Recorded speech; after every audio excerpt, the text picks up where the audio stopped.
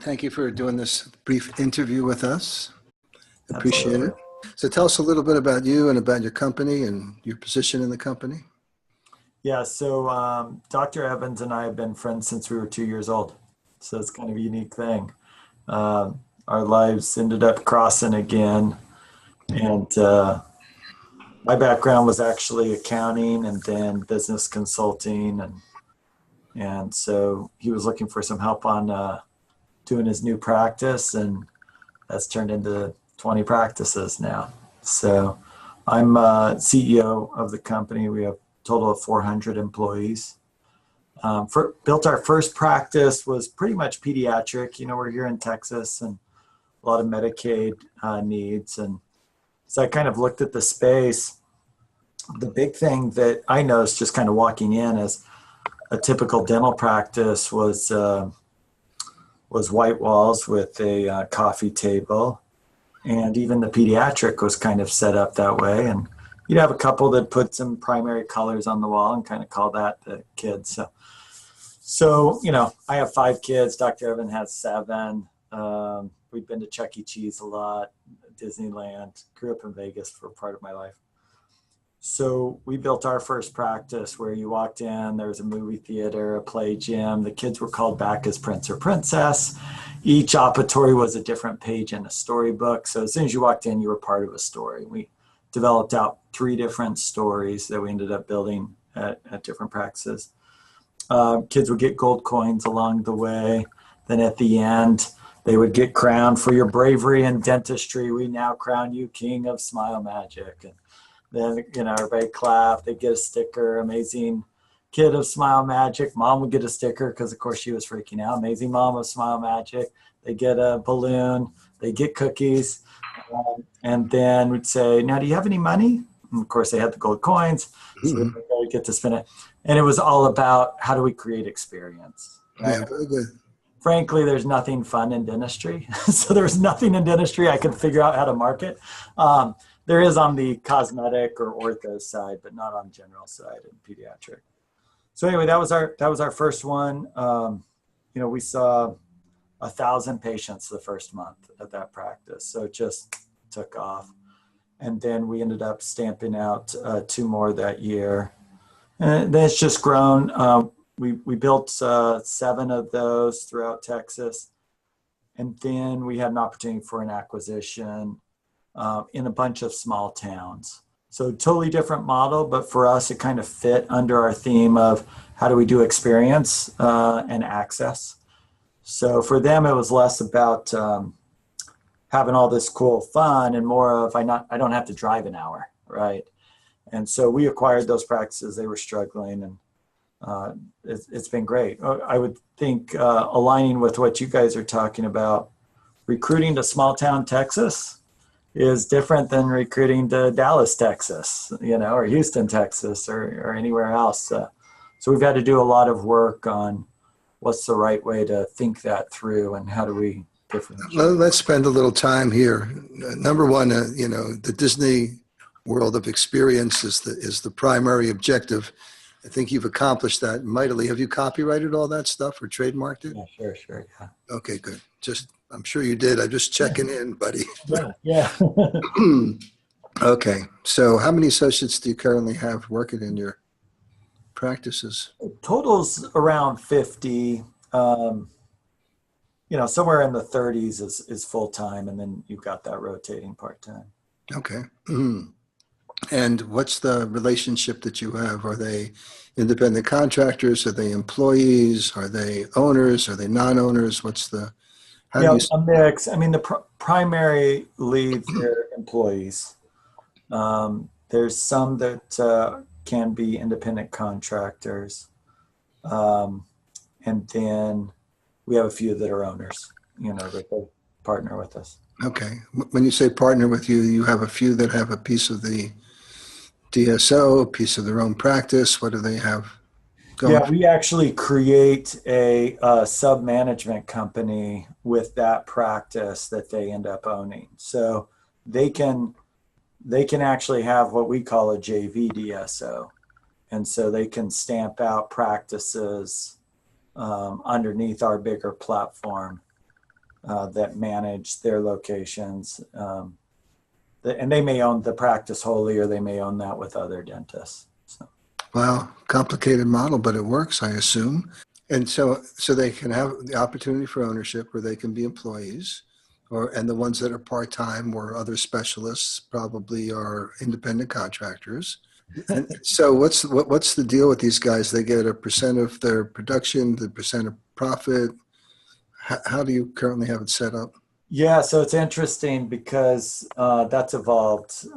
We started off where I think a lot of guys do, which is percent collections. And then as the market kind of moved, people wanted percent of production.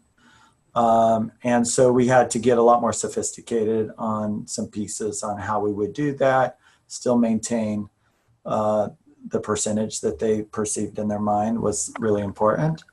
You see this, but a lot of fascination with the percentage.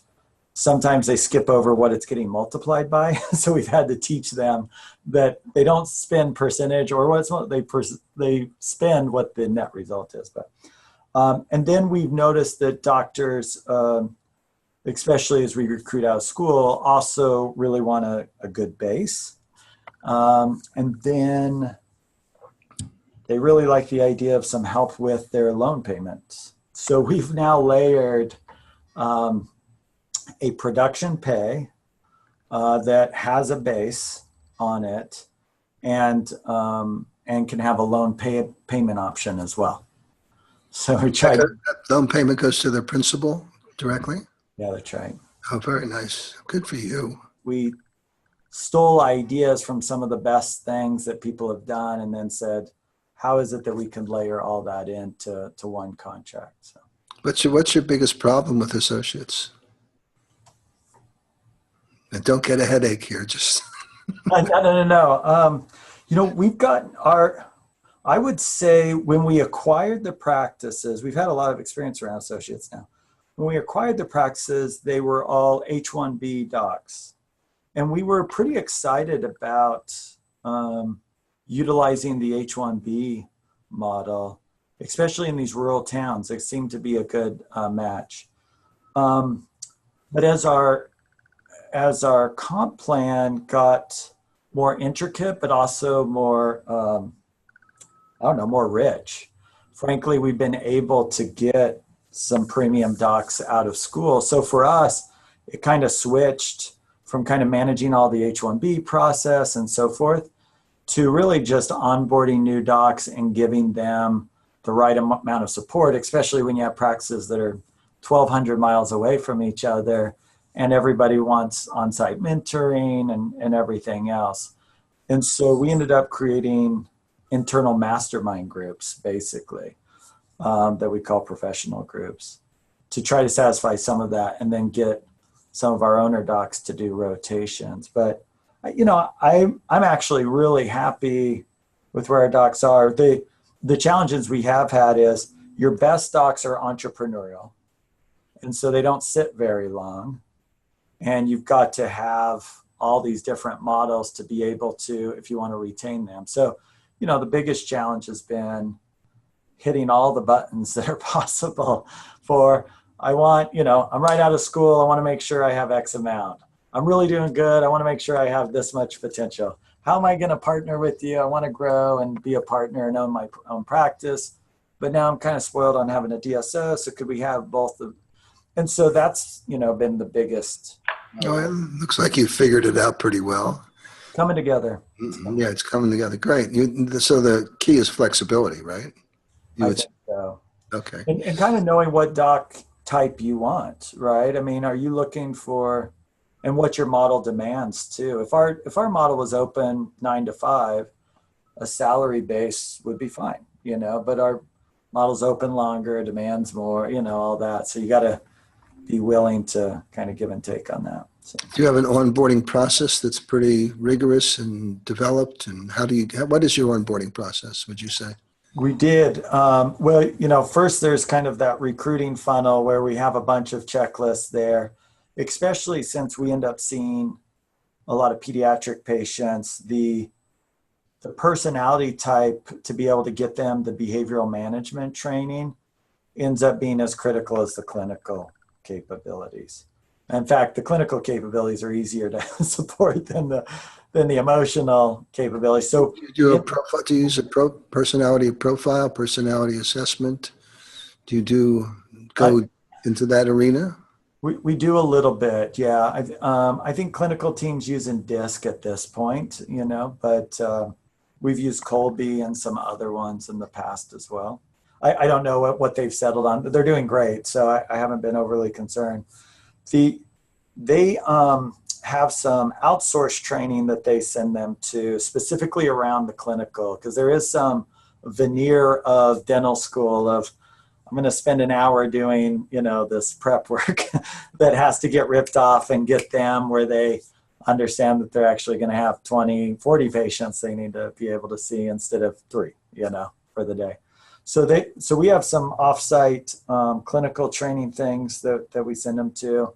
And then we have kind of a multi-day here, get to know what the support center is and where they can utilize us. We have our, head clinicians who do some training of, here's what I've experienced, here's ways. And then just trying to get them trained on how to use an office manager, how to use an x-ray tech. Those are just things we take for granted that those aren't covered in dental school, so. How long does it take to get a good guy ramped up? Yeah, I mean, you know how it is. Some of them, man, they just hit the ground and you're like, wow, that's nice. We just, this recruiting class was 9 docs. So we kind of top graded quite a few. And there's a few that ramped up fast. I would say when we first started, give perspective, we said it was 3 years just because we had nothing. And it was basically throw people at the wall and hope that they ramped up, and the best ones did. And it took them about 3 years. I think that then we got that down to a good 12 to 18 months, and I would say on average, that's still, I'm thrilled with that.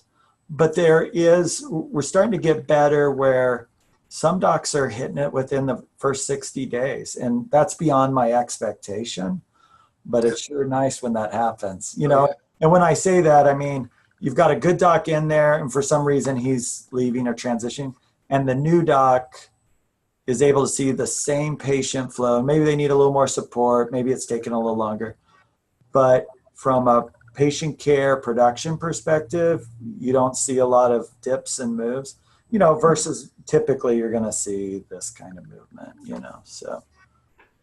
We could spend more time on lots of different subjects, your marketing. I think your theme, your experiential based model and your context is great. Thank you. Just a little bit more about the organizational structure so people understand what you guys are up to. So you've got a resource center. Does that include a call center? Does that include everything? So about 35 people in the call center. For our Smile Magic locations, because of the volume that they see, we designed those day one that the practices would not be on the phone.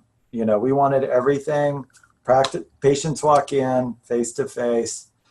Also, from a call center perspective call center doesn't mind setting an appointment for 5:30. Front desk staff might say, come in tomorrow, right?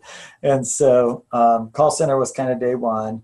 Billing team 2, a lot of that noise. And because we take government pay, you don't make mistakes there. You do fraud, waste, and abuse, right? So everything has to be really buttoned up. Every claim that goes through a 3-stage billing system. We have an accounting team, an IT team with a set of programmers, because we have to get enterprise BI data. We're all on the Open Dental platform, so we suck all that up here centrally and then slice and dice it. It's a relational database. It's really pretty cool. It's pretty well done. Good for you. Who's underneath you? Who reports to you? I have a CFO, a COO, CMO. She takes on both of those. A chief compliance officer, and the clinical director. And the clinical director is a doctor, and then Dr. Evans, who's the chief dental officer, is really partners with me. Yes, founders get the privilege. It's very good. Yeah. He tends to show up to very few meetings, and so the clinical director does most of the work. Okay. Well, I'm thrilled that you're coming to the Associate Summit and you're going to be on the panel. People are going to have a zillion questions for you. Everyone's got a different model, and everyone deploys it in accord with the context that they're working out of. What's your turnover rate of associates? What do you think? I'd have to look. It's around 12 to 20, but fairly low, honestly. Okay. So. And what would you tell an associate coming into your company is the biggest difference that you have compared to other entities? The biggest compliment we get in this class too was we were one of the few groups that talked about culture over pay, and they felt a difference. And again, that probably comes because the behavioral management and going to a rural town, like we can't misstep on some of that stuff, And so I think that's making a difference. That's kind of cliche, so I know it's not. No, over here it's well listened to. Okay. Culture is king, and you've done a brilliant job developing a culture based on experience, based on service. Thanks. Well, I think everything, and you know this in business, at the end, everything gets divided into our experience and low-cost leader, right? And everything in the middle struggles. And so we're trying to target towards this experience as much as we can. Oh, that's brilliant. It's brilliant. I like it. All right, young man. Well, we usually close these things by a statement, which is don't keep out of trouble. Thank you. Looks like you're quite a troublemaker.